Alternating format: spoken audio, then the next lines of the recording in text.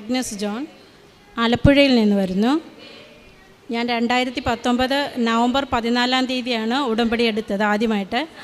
ഇതിനു മുമ്പ് 2021 എനിക്കിവിടെ സാക്ഷ്യം പറയാൻ അമ്മ എന്നെ അനുഗ്രഹിച്ചതിന് ആയിരം നന്ദി പറയുന്നു. ഇപ്പോൾ വീണ്ടും അനുഗ്രഹം തന്ന് സാക്ഷ്യം പറയാൻ അനുഗ്രഹിച്ചതിന് നന്ദി പറഞ്ഞുകൊണ്ട് എൻ്റെ ആദ്യത്തെ നിയോഗം, ഞങ്ങൾക്കൊരു 10 വർഷമായിട്ട് ഒരു വീട് വെക്കുവാൻ വേണ്ടിയിട്ട് ഒത്തിരി ബാങ്കുകളോടും കയറിങ്ങിയിരുന്നു. ഞങ്ങളുടെ പ്രോബ്ലം എന്താണെന്ന് വെച്ചാൽ വീടിൻ്റെ കിഴക്ക് വശത്ത് റെയിൽവേ ട്രാക്കാണ്. അതിൻ്റെ പേരിൽ ബാങ്കുകാർ ലോൺ തരുവാൻ തയ്യാറല്ലായിരുന്നു. ഇവിടെ വന്ന് അച്ഛനെ കാണുവാനിടയായി. അച്ഛനൊരു ലോക്കറ്റ് തരികയും അതുകൊണ്ട് ബാങ്കിൽ പോയാൽ ലോൺ ലഭിക്കുമെന്നും സാക്ഷ്യം പറയാൻ സാധിക്കുമെന്നും അച്ഛൻ അനുഗ്രഹിച്ച് പറഞ്ഞിരുന്നു. അതുപോലെ തന്നെ ആ മാസം സെപ്റ്റംബറിൽ ലോൺ പാസ്സാവുകയും 7 മാസം കൊണ്ട് ഞങ്ങൾക്ക് ഭവനം പൂർത്തീകരിച്ച് 2023 ജൂൺ 4 വീടിൻ്റെ വെഞ്ചരിപ്പ് കഴിഞ്ഞ് താമസിക്കാനിടയാവുകയും ചെയ്തു. അപ്പോൾ ഈ തടസ്സങ്ങളെല്ലാം ഉള്ളപ്പോൾ എല്ലാ ശനിയാഴ്ചയും ഞാൻ ഉപവാസം എടുക്കുന്ന ദിവസം അമ്മയുടെ വെഞ്ചരിച്ച ഉപ്പ് വീടിന് 4 വശവും വിശ്വാസ പ്രമാണം ചൊല്ലി ഇടുമായിരുന്നു. അത് ആ ഒരു അനുഗ്രഹം കൊണ്ടും അമ്മയുടെ കരുണ കൊണ്ടും മാത്രമാണ് ഈ ലോൺ ലഭിച്ചതെന്നും ഞങ്ങൾക്ക് ഈ ഭവനം ലഭിച്ചതെന്നും ഉറച്ചു വിശ്വസിച്ചുകൊണ്ട് അമ്മയ്ക്കും തിരുക്കുമാരനും 1000 നന്ദി പറയുന്നു. രണ്ടാമതായി, എൻ്റെ ഭർത്താവ് തെലുങ്കാനയിലാണ്. അവിടെ കൽക്കരി ഖനിയിലാണ് ജോലി ചെയ്യുന്നത്. അണ്ടർഗ്രൗണ്ട് ജോബാണ്. അത് ഇച്ചിരി റിസ്ക്കുള്ള ജോബായതുകൊണ്ട് ഞാൻ ഇൻറ്റൻഷനിൽ അമ്മയുടെ നീല മേലങ്കിയാൽ യാത്രയിലും ജോലി സ്ഥലത്തും പൊതിഞ്ഞ് സംരക്ഷിക്കണമെന്ന് നിയോഗം വെച്ചിരുന്നു. ഒക്ടോബർ മാസം ഞങ്ങൾ വീടിൻ്റെ കാര്യത്തിനായി ഞാൻ ഇവിടെ ആലപ്പുഴയിലുമായിരുന്നു. കുട്ടികൾ 2 പേരും, ഒരാൾ ഹൈദരാബാദിലും ഒരാൾ ബാംഗ്ലൂരിലുമാണ്. ഹസ്ബൻഡ് മാത്രമേ വീട്ടിലുണ്ടായിരുന്നുള്ളൂ. ജോലി സ്ഥലത്ത് വെച്ച് പെട്ടെന്ന് BP റൈസ് ആവുകയും കൈകാലുകൾക്കൊരു ബലഹീനത ഏർപ്പെടുകയും ചെയ്തു. പക്ഷേ എല്ലാ ദിവസവും ഡ്യൂട്ടിക്ക് പോകുമ്പോൾ അമ്മയുടെ വെഞ്ചരിച്ച ഉടമ്പടി തൈലം നെറ്റിയിൽ പൂശി വിശ്വാസ പ്രമാണവും ചൊല്ലി ഒരു തുള്ളി തേനും കഴിച്ചിട്ടേ പോവുകയുള്ളൂ എല്ലാ ദിവസവും.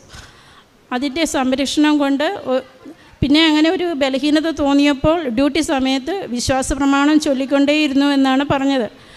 വൈകുന്നേരം ഹോസ്പിറ്റലിൽ പോയി കാണിച്ചപ്പോൾ ഡോക്ടർ പറഞ്ഞത് സ്ട്രോക്കിൻ്റെ ഒരു ചെറിയ വേരിയേഷൻ വന്നു പോയതാണ്, ഒരു വലിയ അനുഗ്രഹമാണ് നടന്നതെന്നാണ് പറഞ്ഞത് ഡോക്ടർ. 3 ദിവസത്തേക്ക് റെസ്റ്റ് പറഞ്ഞു. 3 ദിവസം കഴിഞ്ഞപ്പോൾ ശരീരമെല്ലാം ഓക്കെ ആവുകയും വീണ്ടും ജോലിക്ക് പോകാൻ ഇടയാവുകയും ചെയ്തു. ഈ വലിയ അനുഗ്രഹത്തിന് അമ്മയ്ക്കും തിരുക്കുമാരനും കോടാനുകോടി നന്ദി പറയുന്നു. മൂന്നാമതായി, ഇത് എൻ്റെ ഇളയ മകൻ കെവിൻ. അവന് അവിടെയാണ് പഠിക്കുന്നത്, തെലുങ്കാനയിലാണ് പഠിക്കുന്നത്. പ്രീ ഡിഗ്രി കഴിഞ്ഞതിന് ശേഷം ബാംഗ്ലൂരിൽ ഒരു RCT കോഴ്സ്, റെസ്പിറേറ്ററി കോഴ്സ് എടുത്ത് പഠിക്കണമെന്നായിരുന്നു ആഗ്രഹം. ആ സമയത്ത് കൊറോണ ആയിരുന്നു. അഡ്മിഷൻ ലഭിക്കാൻ ഒരു സാഹചര്യവുമില്ല. കോളേജിൽ പോയി അഡ്മിഷൻ എടുക്കാൻ പറ്റുകയില്ലായിരുന്നു. ഓൺലൈൻ വഴി ഞങ്ങൾ ഒത്തിരി ശ്രമിച്ചു.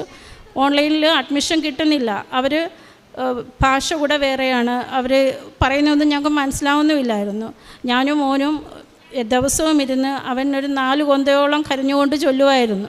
ചൊല്ലി പ്രാർത്ഥിച്ച് കഴിഞ്ഞപ്പോൾ ഞങ്ങൾക്ക് അഡ്മിഷൻ ലഭിക്കുകയും ഒരു മലയാളിയുടെ സഹായത്തോടുകൂടെ തന്നെ ആ കോളേജിൽ ഈ കോഴ്സിന് തന്നെ അഡ്മിഷൻ ലഭിച്ചു.